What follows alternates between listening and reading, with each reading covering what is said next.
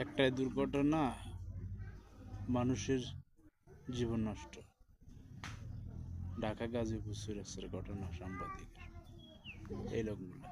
পুলিশি হেফাজতেও কেটু মিজান করলেন আক্রমণাত্মক আচরণ।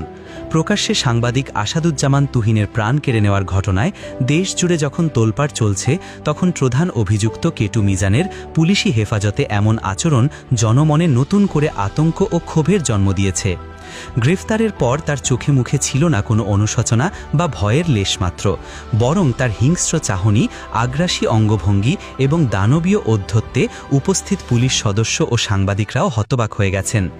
শুক্রবার রাতে পুলিশের হাতে ধরা পড়ার পর কেটু মিজানকে যখন কার্যালয়ে আনা হয়, তখন থেকেই তার আচরণ ছিল অস্বাভাবিক।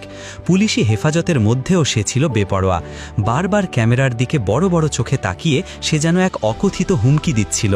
তার শরীরী ভাষা দেখে মনে হচ্ছিল এমন একটি নৃংস ঘটনা ঘটিয়েও সে বিন্দুমাত্র অনুতপ্ত নয়, বরং পুরো পরিস্থিতিকে সে যেন তাচ্ছিল্যের সঙ্গে দেখছে। পুলিশ সদস্যরা তাকে এক স্থান থেকে অন্য স্থানে নিয়ে যাওয়ার সময়ও তার মধ্যে ছিল এক ধরনের প্রতিরোধ ও আক্রমণাত্মক মনোভাব। ভিডিও ফুটেজে দেখা যায় তার সহযোগীরা যখন কিছুটা ভীত ও কিংকর্তব্য বিমূঢ়, তখন মিজান ছিল একেবারেই অবিচল ও উদ্ধত। এক পর্যায়ে তাকে যখন কিছু জিজ্ঞেস করা হয়, তখন তার উত্তর দেওয়ার ভঙ্গিতেও ছিল চরম ঔদ্ধত্য। তার এই ভয়ঙ্কর রূপ দেখে প্রশ্ন উঠেছে তার মানসিকতা ও নৃংসতার উৎস নিয়ে। একজন মানুষ কিভাবে আরেকজন মানুষকে ধারালো ছুরা দিয়ে আঘাত করে প্রাণ নেওয়ার পরও এতটা বিকারহীন থাকতে পারে, তা এক বিরাট রহস্য। নির্মমভাবে একজন সাংবাদিকের প্রাণ কেড়ে নেওয়ার পর কেটু মিজানের এমন বেপরোয়া ও অনুশোচনাহীন আচরণ সমাজের জন্য এক অশনি সংকেত। এই ঘটনা শুধু একটি প্রাণ কেড়ে নেওয়ার ঘটনা নয়, বরং সমাজের গভীরে লুকিয়ে থাকা অপরাধী চক্রের ভয়ঙ্কর মানসিকতার এক উন্মুক্ত বহিঃপ্রকাশ, যা আইন প্রয়োগকারী সংস্থা এবং সাধারণ মানুষকে নতুন করে ভাবিয়ে তুলেছে। স্থানীয় সাংবাদিক সমাজ ও সাধারণ মানুষ এই ঘটনায় জড়িত সকলের সর্বোচ্চ শাস্তি নিশ্চিত করে ন্যায় বিচার প্রতিষ্ঠার জোর দাবি জানিয়েছেন। উল্লেখযোগ্য, নির্মমভাবে প্রাণ হারানো আসাদুজ্জামান তুহিন দৈনিক প্রতিদিনের কাগজ পত্রিকার গাজীপুর স্টাফ রিপোর্টার হিসাবে কর্মরত ছিলেন। পুলিশ ও স্থানীয়রা বলেন, চান্দনা চৌরাস্তা এলাকায় মসজিদ মার্কেটে তুহিনের অফিস।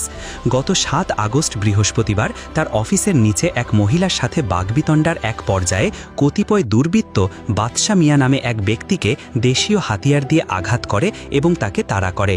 ঠিক সেই মুহূর্তে ঘটনাস্থলের পাশেই ছিলেন সাংবাদিক আসাদুজ্জামান তুহিন। পেশাগত দায়িত্ববোধ থেকে তিনি এই তাণ্ডবের দৃশ্য নিজের মোবাইল ফোনে ভিডিও করতে শুরু করেন। ধাওয়া করার দৃশ্য ধারণ করতে করতে তিনি তাদের পেছনে ছোটেন, কিন্তু তার এই সাহসী পদক্ষেপই কাল হয়ে দাঁড়ায়।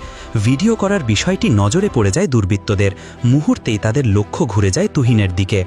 দুর্বৃত্তরা বাদশা মিয়াকে ছেড়ে তুহিনকে ধাওয়া করে এবং ধারালো ছুরা দিয়ে আঘাত করে তার প্রাণহনন করে। এ ঘটনায় সিসিটিভি ফুটেজ দেখে কেটু লিজান এবং তার স্ত্রী সহ 5 জনকে গ্রেফতার করেছে আইন শৃঙ্খলা রক্ষাকারী বাহিনী। শুক্রবার রাত 11:30টার দিকে তাদেরকে গ্রেফতার করা হয়েছে বলে জানিয়েছেন গাজীপুর মহানগর পুলিশের অতিরিক্ত কমিশনার তাহেরুল হক চৌহান। গ্রেফতারকৃতদের মধ্যে ঘটনার শুরুতে ভিডিওতে যে নারীকে দেখা গেছে এবং যাকে কেন্দ্র করে হামলার ঘটনা, সে কেটু মিজানের স্ত্রী গোলাপী। এছাড়া ফুটেজে ধারালো ছুরা হাতে যাকে দৌড়াতে দেখা যায়, সে কেটু মিজান।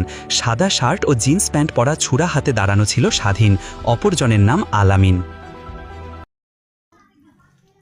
মানুষের জীবন এত সংক্ষেপে চলে যায়। সবাই কমেন্ট বক্সে জানাই যাবেন কি হওয়া দরকার।